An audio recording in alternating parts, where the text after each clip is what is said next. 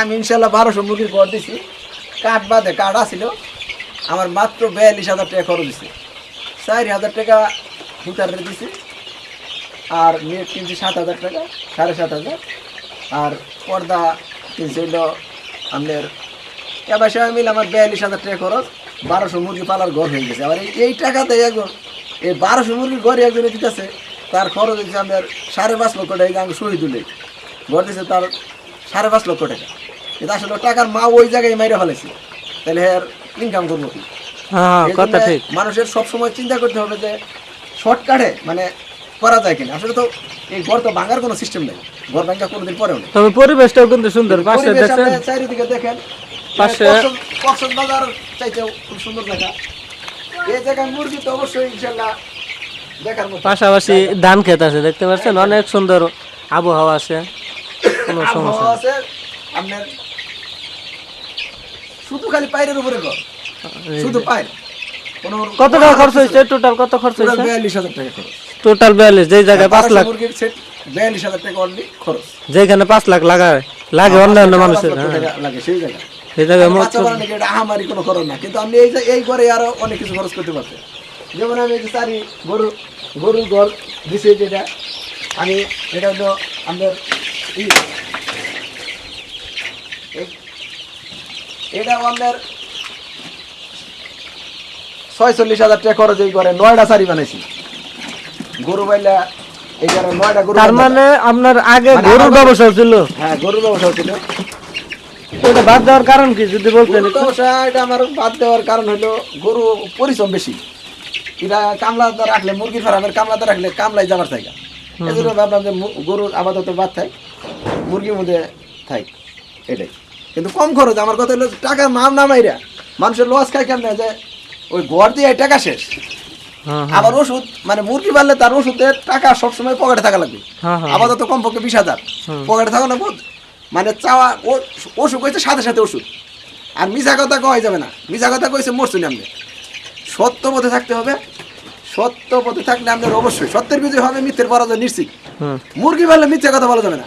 মিথ্যা কথা বলবেন আপনি, মুরগি সমস্যা হবে, আপনার সমস্যা হবে। আচ্ছা, আপনি যে এই যে মেডিসিনের ব্যাপারে যে বললেন, হ্যাঁ, মেডিসিন আপনার পরামর্শ যে বিষয়টা, এটা তো আপনার সিনিয়রদের কাছ থেকে নেওয়া হয়, তাই না? আপনার তো নিজের থেকে সম্ভব না। মেডিসিন তো ডাক্তারই বলবো। মেডিসিন ডাক্তার বলবো কোন সময় কোন রোগ হইলো এগুলা দেখে আপনি বুঝতে পারেন। হ্যাঁ, নিজের খেয়াল করতে হবে। নিজে বুঝতে হবে না, নিজে না বলতে তো মুরগি পালতে পারবেন না। ও আচ্ছা, নিজের বুঝতে হবে। আরেকটা বিষয় না ভাই, এটা হচ্ছে যে আপনার এখন এটা কত দিনের বাচ্চা? এটা আপনার বয়স কত? বয়স 32 দিন। 32 দিন বয়স। 32 দিন। 4 তারিখ আনছি তো, আজকে তো 8 তারিখ।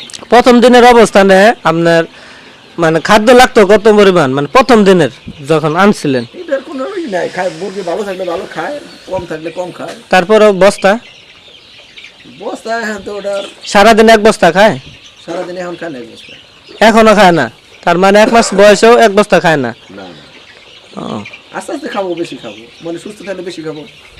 আচ্ছা, নতুনদের উদ্দেশ্যে আপনি কি বলতে চান? নতুনদের উদ্দেশ্য একটাই, মানে যে আপনার ওই টাকাটা ঘর দিবার নিয়ে যদি আপনি পুলেট পালেন, তাহলে এই সিস্টেমে ঘর দিলে সুন্দর হবে। আমার জানা মতো কম খরচে আর কি দিতে পারে। কম খরচে, যার পুঁজি কম, সে এইভাবে দিলে, আমার এইভাবে দিলে আপনি একবারে কমে পারবেন। মানে এর চাইতে আর কমের কোনো ঘর দেওয়ার সুযোগ নেই। কিন্তু মাটিটা টিন দিতে হবে। মাটির টিন দেয়? হ্যাঁ, মাটির টিন দিলে ঠান্ডা থাকবে। আর বাতাসটা মানে আপনার বাতাসটা এমন জায়গায় ঘর দেন যে আপনার বাতাসটা জানি লাগে এবং কি এক দিক থেকে আরেক দিকে বাইরে যায় বাতাস। যারা নতুন দেওয়ার চিন্তা ভাবনা করছে তাদের কোন কোন বিষয়গুলা মানে খুবই গুরুত্ব দিয়ে দেখতে হইব? গুরুত্বটা দেখতে হবে, প্রথমেই আপনার কামলা চেক দিতে হবে। ফার্মের কামলা যে সে ঠিক মতো খানা দিল কিনা, আর সকাল বিকাল চেক দিতে হবে যে আপনার খানাটা পাইপটা মুছলো কিনা, এটা চেক দিতে হবে। আর মুরগি ঝিমাই কিনা নাদা দেখতে হবে। সব মিলে মুরগি খেয়াল করতে হবে মালিকের। কামলা যতই দেয়, মালিক যখন খেয়াল করবে না তখন আপনি একটা মুরগি সমস্যা হয়েছে সাথে সাথে ডাক্তার, সাথে সাথে ডাক্তারের পরামর্শ নিয়ে ওষুধ আনতে হবে। আবার অনেকটি ধরে গেলে সমস্যা। আর ভ্যাকসিন তো অবশ্যই নিয়মিত দিয়ে যেতে হবে।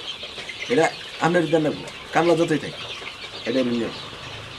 তো নতুনদের উদ্দেশ্যে আপনার এই পর্যন্ত পরামর্শ নাকি? উদ্দেশ্য এটাই, টাকাটা আপনার যদি যত টাকাই চাই, আপনার সাশ্রয় কোনভাবে করা যায় এটা খেয়াল করতে হবে।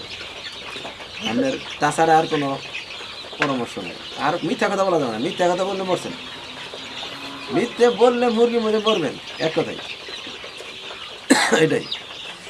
আচ্ছা, আজকের মতো এই পর্যন্ত। নুরুল ভাইয়ের আগামীতে মানে